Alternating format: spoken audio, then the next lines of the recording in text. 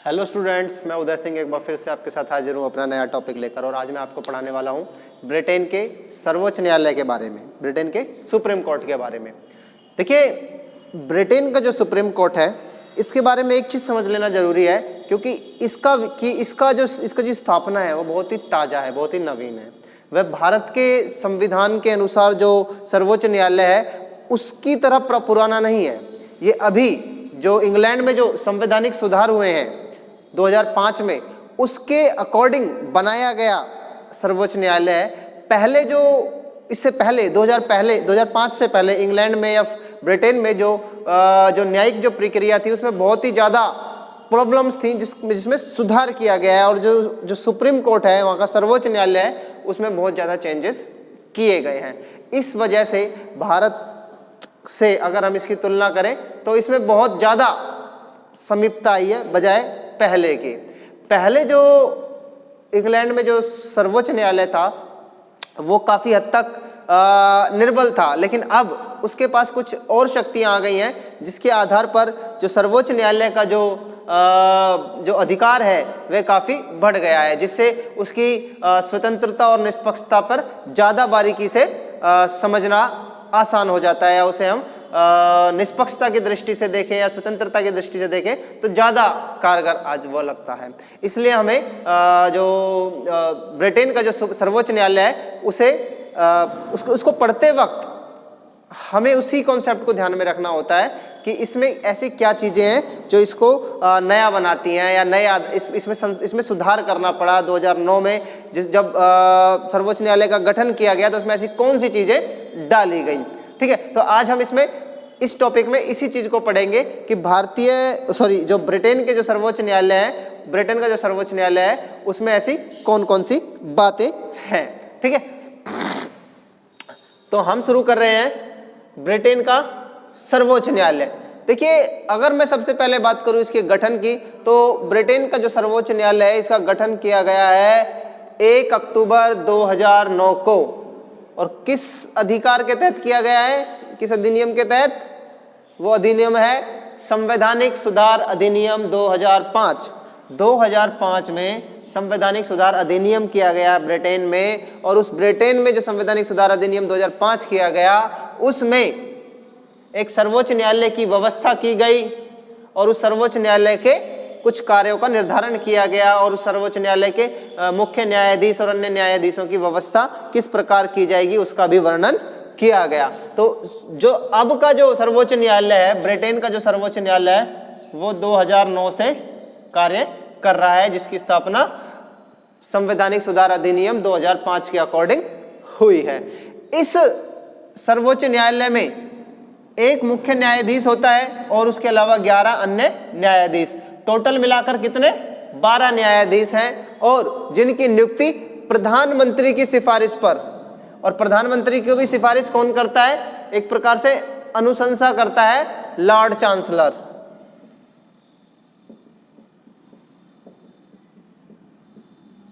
Lord chancellor एक प्रकार से कानून मंत्री होता है, जैसे भारत में कानून मंत्री होता है ना, ऐसे ही इंग्लैंड में लॉर्ड चांसलर एक प्रकार से कानून मंत्री होता है, जो कि प्रधानमंत्री को अनुशंसा करता है। और प्रधानमंत्री फिर उस व्यक्ति को सुप्रीम कोर्ट का जज या चीफ जस्टिस बनाने की सिफारिश करता है। किससे?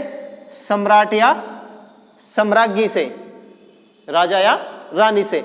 और राजा या रानी उसे नियुक्त करते हैं। यानी कि सुप्रीम कोर्ट के जो न्यायाधीश हैं 12, including CJI, chief justice of England, मतलब ब्रिटेन का जो चीफ जस्टिस है उसको मिला के जितने भी अन्य न्यायाधीश है टोटल हैं 12, उनमें से अगर किसी की नियुक्ति करनी है तो वो नियुक्ति सम्राट या सम्राज्ञी के द्वारा प्रधानमंत्री की सिफारिश पर होगी।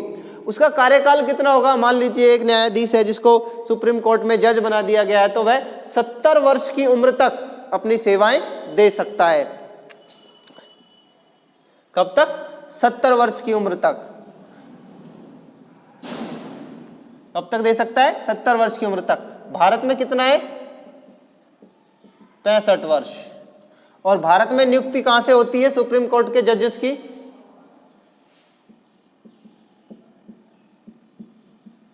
कॉलेजियम नियम के द्वारा। और करता कौन है? राष्ट्रपति करता है कॉलेजियम नियम से।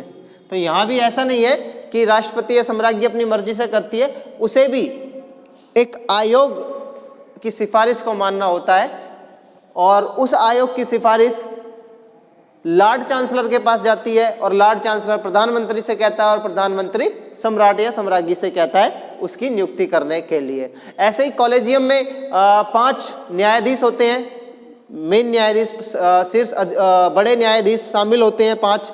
वही तय करते हैं, सुप्रीम कोर्ट के जो 5 जो जजेस होते हैं बड़े, वो तय करते हैं कि कौन अगला न्यायाधीश बनेगा या मुख्य न्यायाधीश बनेगा, जिसकी सिफारिश वह क्या नाम है, कानून मंत्री और फिर प्रधानमंत्री और से होते हुए राष्ट्रपति के पास जाती है। भारत में भी लगभग यही प्रकार है, बस यहाँ पर एक कॉलेजियम सिस्टम है जो कि अमेरिका, इंग्लैंड में नहीं है। ठीक है, इनका कार्यकाल होता है 70 वर्ष, जो कि भारत में 65 वर्ष होता है।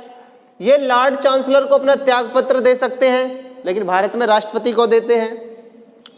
कदाचार के आधार पर संसद द्वारा प्रस्ताव पारित कर हटाया जा सकता है, भारत में भी हटाया जा सकता है। महाभियोग की प्रक्रिया का इस्तेमाल करके, यानी कि संसद एक प्रस्ताव पारित करके इन्हें इनके पद से हटा सकती है। ठीक है, लेकिन ये महाभियोग शब्द का इस्तेमाल नहीं होगा इंग्लैंड में, सॉरी इंडिया में भी। क्यों? क्योंकि महाभियोग शब्द का इस्तेमाल सिर्फ राष्ट्रपति को हटाने के लिए करते हैं, लेकिन प्रक्रिया वही होती है भारत में। लेकिन इंग्लैंड में क्या है, इंग्लैंड में इस प्रकार की प्रक्रिया नहीं है, सिर्फ एक सिंपल सा प्रस्ताव पारित करना होता है, उसके आधार पर इन्हें पद से हटाया जा सकता है। इनके वेतन और भत्ते संचित निधि से दिए जाते हैं, भारत में भी ऐसा ही है, वेतन दिए जाते हैं और फिर रिटायर हो जाते हैं तो उनको क्या नाम है, पेंशन भी दी जाती है। ठीक है, अब हम बात करते हैं कानून और न्याय व्यवस्था की, कि इंग्लैंड में कानून किस प्रकार के हैं और न्याय किस व्यवस्था की प्रकार के। देखिए, कानून के मामले में तो कानून के मामले में तो जो इंग्लैंड है उसकी जो कानून की जो विधि है या कानून का जो शासन है वो बहुत ही बढ़िया है और इस पे वो बहुत ज़्यादा गर्व करते हैं। कानून के शासन, इससे पिछला चैप्टर था जिसके बारे में मैं आपको बता चुका हूँ। कानून के शासन में देखिए, कानून के बारे में और न्याय के शासन के बारे में, न्याय व्यवस्था के बारे में जो उनकी जो कुछ बदलाव हुए हैं 2009 से, जैसे कोर्ट स्थापित हुआ है, 2005 में जो बदलाव हुए, उसके आधार पर हम ये कह सकते हैं कि विधि का शासन और सभी के लिए एक ही प्रकार के न्यायालय हैं। यानी कि इंग्लैंड में क्या है, कानून का शासन है। कानून का शासन मैं आपको बता चुका हूं कि कानून का शासन मतलब होता है सभी के लिए एक ही प्रकार का शासन, और कानून के सामने सभी लोग बराबर हैं और कानून सभी को एक ही प्रकार से दंडित या एक ही विधि से पुरस्कृत या एक ही प्रकार से, एक ही विधि से प्रोटेक्ट करेगा, और सभी के लिए एक ही प्रकार के न्यायालय हैं। इंग्लैंड में ऐसा नहीं है फ्रांस की तरह कि अधिकारियों के लिए दूसरे न्यायालय, प्रशासनिक न्यायालय, और आम जनता के लिए आम न्यायालय। फ्रांस में ऐसा होता है लेकिन इंग्लैंड में ऐसा नहीं होता है। कानूनों का असंहिताबद्ध रूप, जैसे इंग्लैंड में इंग्लैंड का जो संविधान है, ब्रिटेन का जो संविधान है, वो ज़्यादातर हिस्सा अलिखित है, विकसित हुआ है। उसी प्रकार से ब्रिटेन में जो कानून है उनका भी ज़्यादातर हिस्सा असंहिताबद्ध है, यानी कि लिखा हुआ नहीं है, उनका भी विकास हुआ है। नेक्स्ट, दीवानी व फौजदारी कानूनों में स्पष्ट भेद है। कानून दो प्रकार के होते हैं, एक दीवानी मामले दो प्रकार के होते हैं, दीवानी और दूसरे फौजदारी। इन दोनों ही मामलों को या इन दोनों ही कानूनों को स्पष्ट रूप से बांट दिया है। दीवानी मामले के बारे में कहा गया है कि किसी व्यक्ति के अधिकार और कर्तव्य से जुड़े हुआ कोई मामला होगा वह दीवानी मामला समझा जाएगा और इसमें व्यक्ति खुद फरियाद करेगा, यानी कि अभियोग, यानी कि मुकदमा कौन चलाएगा, बंदा खुद चलाएगा कोर्ट में जाके अगर किसी के अधिकार और कर्तव्यों का हनन हुआ है। और जो दूसरा है फौजदारी मामला या फौजदारी कानून, वे कानून या वो मामले होंगे जिसमें किसी व्यक्ति के अधिकारों का हनन किसी व्यक्ति के अधिकारों का हनन हुआ है और उसमें राज्य अभियोग चलाए। इसमें अभियोग, दीवानी मामलों में अभियोग व्यक्ति चलाता है जिसमें किसी के अधिकार और कर्तव्यों का हनन होता है, और फौजदारी मामलों में जो अभियोग चलाने का जो अधिकार होता है वह किसके पास होता है, राज्य के पास होता है। और इसमें खून, हत्या, डकैत ऐसे मामलों को गिना जाता है।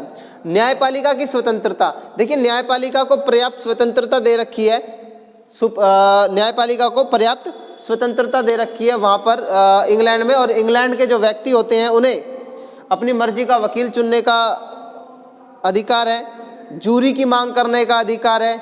अब ये जूरी क्या होती है? जूरी यहाँ समझिए, देखिए जूरी में 12 व्यक्ति होते हैं। 12वीं शताब्दी से चल रही है ये, इंग्लैंड में बहुत पुरानी प्रथा है।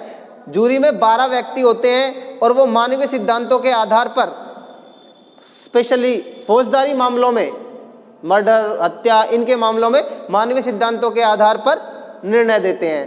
ठीक है, तो जूरी में 12 व्यक्ति होते हैं। फॉर एग्जाम्पल, इसके लिए एक एग्जाम्पल दे देता हूं मैं। एक मूवी है, अक्षय कुमार की एक मूवी आई थी कुछ दिनों पहले, नाम मैं भूल रहा हूँ उसका। उसमें जूरी होती है एक, यानी कि 12 लोग होते हैं। वो 12 लोग बैठकर डिसाइड करते हैं, जज के अलावा। जज उस निर्णय को मानता है, जज भी उस निर्णय को जो जूरी देती है, जूरी जो निर्णय करती है उस निर्णय का सम्मान जजेस भी करते हैं, और जो जूरी निर्णय दे देती है उसको जजेस भी मान लेते हैं। मेरे को नाम याद नहीं आ रहा उस मूवी का। उस मूवी में जूरी सिस्टम को दिखाया गया है। एक मूवी और है, एक छोटी सी बात, नहीं याद नहीं आ रहा उसका भी नाम मुझे। मैंने 2 फिल्में देखी हैं हिंदी मूवी में जो इस जूरी प्रथा को रिलेट करती हैं। ठीक है, पर कुल मिला के कहने का मतलब है, जूरी प्रथा न्यायालय की एक ऐसी प्रथा है जिसमें कोई व्यक्ति अपने स्पेशली फौजदारी मामलों में जूरी की मांग कर सकता है। और जूरी में 12 समाज के सदस्य होते हैं, समाज के आम लोग होते हैं। मतलब आम लोगों का मतलब है समाज के विद्वान लोग होते हैं, और वो बैठकर तय करते हैं कि इसने जो गुनाह किया है वह मानवीय सिद्धांतों के आधार पर सही है या गलत है, कितनी सजा दी जाए या नहीं दी जाए या माफ़ कर दिया जाए। इस प्रकार की चीज़ें जूरी में होती हैं। ये प्रथा इंग्लैंड की बहुत पुरानी प्रथा है, ये इसकी खासियत और विशेषता भी है। सुव्यवस्थित न्यायपालिका का संगठन है। पहले जो न्यायपालिका का जो संगठन था वो बहुत ही ज़्यादा बिखरा हुआ था। इस 2005 के अधिनियम के अनुसार जो आज जो व्यवस्था की गई है, उसमें जो न्यायपालिका का जो संगठन है बहुत ही व्यवस्थित है। सर्वोच्च न्यायालय का जो चीफ जस्टिस है, सर्वोच्च न्यायालय का जो मुख्य न्यायाधीश है, वह न्यायालय के निम्नतम रूप को भी निर्देश दे सकता है। निःशुल्क एवं कानूनी सहायता का भी प्रावधान है। इंग्लैंड के कानून में, इंग्लैंड के अधिनियमों में, इंग्लैंड के शासन में गरीब और वंचित लोगों को निःशुल्क एवं कानूनी सलाह लेने का भी अधिकार दिया गया है। अधिकारों एवं स्वतंत्रताओं के रक्षक के रूप में भी कार्य करता है। ब्रिटेन का सर्वोच्च जो न्यायालय है उसका एक इम्पोर्टेंट काम क्या है कि वह कानून के और अधिकारों के और स्वतंत्रताओं के रक्षक के रूप में भी कार्य करता है। ये इसके कुछ इम्पोर्टेंट कार्य थे या इसकी कुछ विशेषताएं थी, और यह इसका गठन का इसकी प्रक्रिया थी, और यह इसका सर्वोच्च न्यायालय पूरा। ठीक है, आई होप आपको समझ में आया होगा ब्रिटेन का सर्वोच्च न्यायालय। आज के लिए बस इतना ही काफ़ी है। Thank you.